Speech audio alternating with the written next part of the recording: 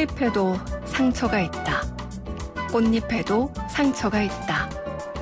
너와 함께 걸었던 들길을 걸으면, 들길에 앉아 저녁노를 바라보면 상처 많은 풀잎들이 손을 흔든다. 상처 많은 꽃잎들이 가장 향기롭다. 정호승 씨, 풀잎에도 상처가 있다. 네, 매주 월요일에만 문을 여는 영준 책방, 오늘은 정호승 시인의 시 풀잎에도 상처가 있다로 시작해봤습니다. 영준 책방의 책 주치, 중앙대학교 문헌정보학과 남영준 교수와 함께합니다. 교수님 안녕하세요. 네, 안녕하세요. 네, 반갑습니다. 지난주가 첫 개업식이었어요. 영준 책방에. 주변 반응이 좀 어땠나요? 네, 제가 나름대로 열심히 셀프 모니터링 하였습니다. 네. 그러니까 뭐 목소리를 좀 크게 해달라. 네. 그다음에 소개하는 책을 왜 선물로 왜 안 주냐. 네. 또 어떤 분들은 뭐 목소리가 인물보다 좋다. 뭐 이런 소리도 들었고요. 네. 또 남편에게 처방책을 읽혀야겠는데 어떻게 할 수 있느냐 등등 많은 피드백이 있었습니다. 근데 주변 반응이 꽤 좋네요. 네, 뭐 제 주변에 좋은 얘기만 하는 것 같습니다. 네. 네. 아니, 청취자분들의 반응도 아주 뜨거웠어요. 교수님 여기 환자 있습니다. 저 좀 치료해 주세요 하는 문자부터 또 안은경 인턴을 위한 책 처방인데 제 마음이 치유된 느낌입니다. 뭐 이런 문자들도 있었고요. 또 본인의 책 처방을 원하는 사연들도 많이 왔었거든요. 그래서 이렇게 영준 책방 주치의에게 책 처방을 원하시는 분들은요. 오늘도 방송 중에 말머리에 책 처방이라는 요 세 글자를 꼭 달아서 사연과 함께 보내주시면 됩니다. 문자 메시지는 샵 0945 우물정 0945 5번으로 보내주시면 되고요. 짧은 문자 50원, 긴 문자 사진 100원의 정보 이용료 부과됩니다. 또 예셉 채팅창 유튜브 보이는 라디오로도 책 처방 원한다고 메시지 남겨주실 수 있습니다. 그중에서 오늘은 지난주에 책 처방을 신청해 주셨던 8679 청취자님을 위한 책 처방 준비해 오셨다고요? 네. 실은 저도 8679님과 아주 유사한 경험을 갖고 있어서 남의 얘기 같지 않아서 제가 이 사연을 제가 채택했습니다. 제가 사연을 직접 좀 소개해 드릴게요. 8679 정수아님, 책 처방 신청합니다. 안녕하세요, 교수님. 저는 결혼하고 자영업을 하다가 생계가 어려워서 다들 힘들다고 하는 타일 일을 시작한 타일공입니다. 지금까지는 사랑하는 와이프를 책임지겠다는 완벽한 동기부여 하나만 갖고 쉴 새 없이 달려왔는데요. 그 결과 기술자가 됐고 적지 않은 임금도 벌고 있습니다. 하지만 요즘 들어서 왠지 힘도 없고 일도 하기 싫고 실력도 멈춘 것 같은 무기력한 기분이 드는데요. 쉼 없이 달려서 목표를 이루고 나니 그 다음 목표가 없어진 느낌입니다. 일종의 슬럼프가 온 것 같은데 교수님께서 다시 정신 차리고 열심히 뛰라고 맞춤 책 처방 부탁드립니다. 이렇게 아주 길고 정말 정성 어린 사연이었어요. 그러니까요. 저는 아주 이 사연 보면서 굉장히 그냥 솔직하게 보내주셔서 감사했습니다. 그러니까요. 이분한테 어떤 책을 처방해 드릴까요? 저는 이분에게 정호승 시인의 풀잎에도 상처가 있다를 처방해 드리고 싶습니다. 앞서서 저희가 코너 시작할 때 제가 잠깐 읽어드렸던 그 시 말씀하신 거 맞죠? 네, 맞습니다. 네. 요 시를 추천하신 이유가 있을까요? 네. 지난 7월 통계청의 경제활동 인구 조사를 기준으로 국내 실업률은 3.9%로 나타났어요. 네. 전달 4.0%보다 다소 감소는 하였지만 전 세계 경제가 심각한 다운턴으로 여전히 어려운 상황입니다. 네.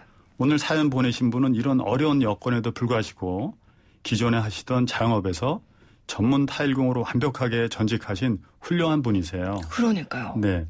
이분의 책 처방을 위해 정말 많은 고민했습니다. 왜냐하면 어설픈 처방은 오히려 독이 될 수 있기 때문입니다.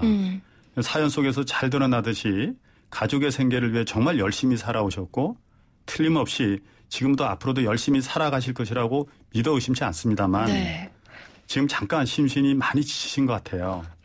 그래서 제가 사연을 제가 채택하였습니다. 네.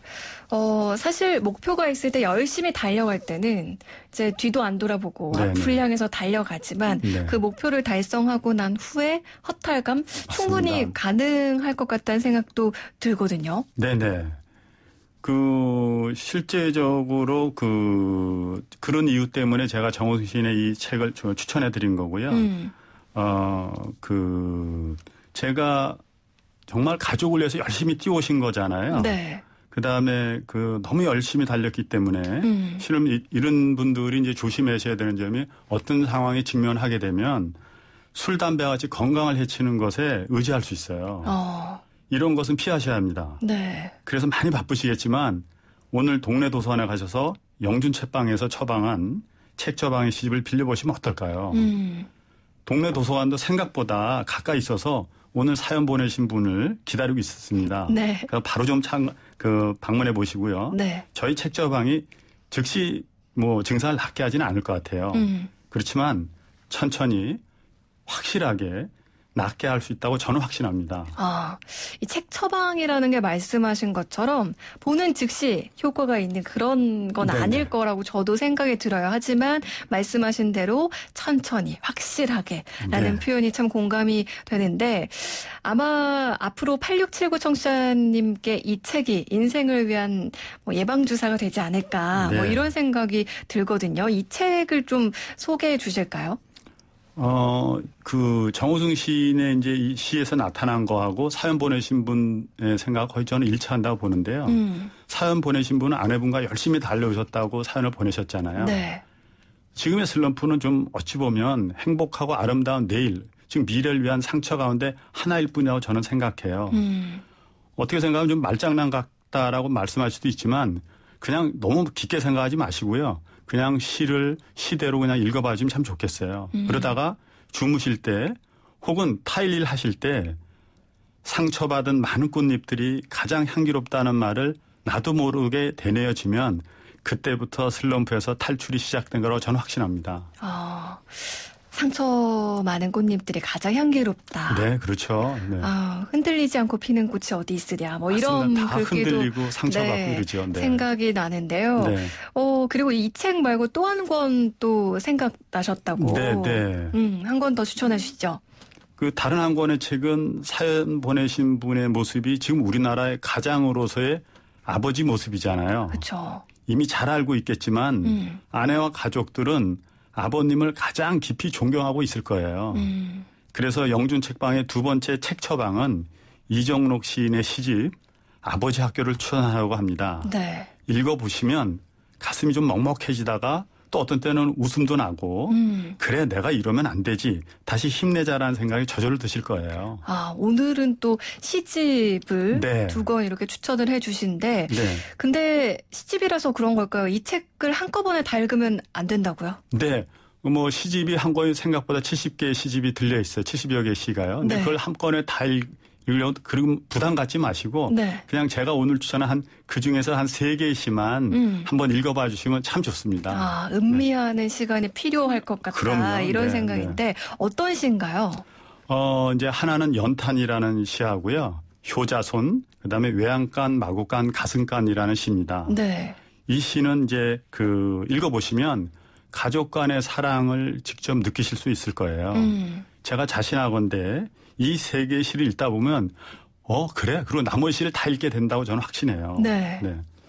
그래서 먼저 연탄이라는 시는 집의 온기를 데우기 위해서 아버지 자신이 하얗게 재로 변해가는 모습을 표현한 시입니다. 가장으로서 가족을 위해서 자신을 희생하는 가장의 모습을 연탄에 비유한 시입니다. 네. 또 하나 신 효자손은 아내에 대한 깊은 사랑을 투박하게 표현한 내용입니다. 혹시 조현지 아나운서가 이 시를 좀 읽으시면 감사하겠습니다. 네, 미리 좀 보내주셔서 제가 읽어드리려고 하는데 한번 읽어볼게요. 효자손 이정록. 등 긁게 이름이 왜 효자손이래? 등 긁어주는 니들 손이 효자손이지. 손잡이 긴 놈으로 다시 사와야겠다. 팔이 잡다가 아예 못 쓰게 됐다. 옥수수 자루에 꼬챙이 꼽아서 쓰는데 나처럼 쉰내 진동하는구나. 이왕이면 가슴 볼록하고 날씬한 미녀 손이 좋겠다. 먼저 쓰던 불효자 손 사오지 말고 말이여. 그리고 꼭 중국산으로 사와라. 한글로 미녀라고 써있으면 네 엄니 속상할 것 아니냐. 너무 좋은데요. 마지막 읽은 거 이상으로 좋은데요. 네, 너무 좋습니다. 약간 유쾌하기도 하면서 뭔가 가슴이 찡해지는 것 같아요. 좀 먹먹하면서도 웃음도 나고 이런 시이죠. 네. 이 시 읽어보면 자식에게 어머니를 사랑하고 있다는 말을 애들로 표현한 시라고 전 생각해요. 우리네 아버지들이 조금 무뚝뚝하여서 좀 아내나 자식에게 좋아한다는 표현을 잘 못하는 분들이 생각보다 많이 있더라고요. 네. 그렇지만 가족들은 이런 말씀을 잘 못하시더라도 아버지가 얼마나 우리를 사랑하고 있는지를 다 알고 있어요. 아들에게 내가 효자로서 고맙다라는 말도 있고요. 엄마를 속 깊이 사랑한다는 표현도 있어요. 그래서 이 사실을 아들 이정록 시인이 다 알고 있는 거죠. 실은 가족들은 아버지의 사랑을 노고를 다 알고 있다는 겁니다. 앞서서 이 시대 가장들을 위한 추천하는 시집이라고 얘기해 주셨는데 왠지 자식들도 꼭 한번 읽어봤으면 좋겠다. 뭐 이런 생각도 드는 그런 시네요. 네. 세 번째 시가 외양간, 마구간, 가슴간이라는 시였어요. 네. 어떤 시인가요? 네, 이거는 정말 제가 개인적으로 굉장히 좋아하는 시고요. 네. 이 시집의 맨 마지막에 나와서 정말로 완전한 시라고 저는 생각해요, 개인적으로요. 네. 이 시에 있는 이제 간이라는 외양간, 마구간, 가슴간, 간이라는 거는 사이간자를 썼어요. 네. 그러니까 하나의 공간을 말하는 거죠. 근데 외양간과 마구간은 마소를 키우는 공간이고요. 그럼 가슴간, 가슴이라는 공간이 누가 키울까라고 생각했는데 거기에서 이정록 시인의 아버지는 이렇게 표현해요.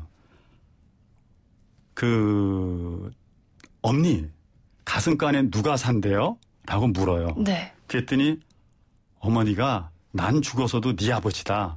그만한 멋쟁이가 없지. 실은 가슴간에 아버지가 살고 있는 거죠. 어머니 가슴 속에. 네. 근데 실은 자식일 거라고 생각을 하는데 실은 자식이 아니에요. 남편입니다. 네. 타일 일을 도우시는 아내분 가슴 속에 8679님만 계시는 거죠. 그래서 8679님 가족에게서 인정받고 사랑받고 있기 때문에 조만간 지금의 슬럼프는 언제 그랬냐는 듯이 사락 없어질 겁니다. 틀림없습니다. 그리고 참 시집을 읽으실 때 처음에는 좀 가슴으로만 읽어주세요. 네. 실은 막 다 읽어야겠다, 꼭 이해하겠다는 의무감은 버리시고 편하게 읽으시길 바랍니다. 우리가 영어를 완전하게 이해하지 못하더라도 영어 팝송 가사가 마음에 와닿잖아요. 그것처럼 시를 완전하게 이해하지 못하여도 시어가 가슴에 와닿기 때문입니다. 네. 사실 시를 이해하는 것도 저희가 뭐 말씀하신 팝송도 그렇고요. 미술 작품도 네. 그렇고요. 어떤 예술 작품을 대하는 것처럼 네. 다 이해하지 못해도 뭔가 마음에 와닿는 게 있다면 네네. 그 순간이 시를 이해하는 순간이 아닐까. 그럼요. 뭐 이런 생각도 좀 너무 어렵게 듭니다. 생각하지 않으셨으면 하는 마음입니다. 그리고요. 또 길지 않으니까 부담도 없고요. 맞습니다. 네. 네, 이렇게 남영주 교수님께 책 처방 원하시는 분들은요. 샵 0945번으로 문자 메시지 보내주시면 됩니다. 단문 50원, 장문 100원입니다.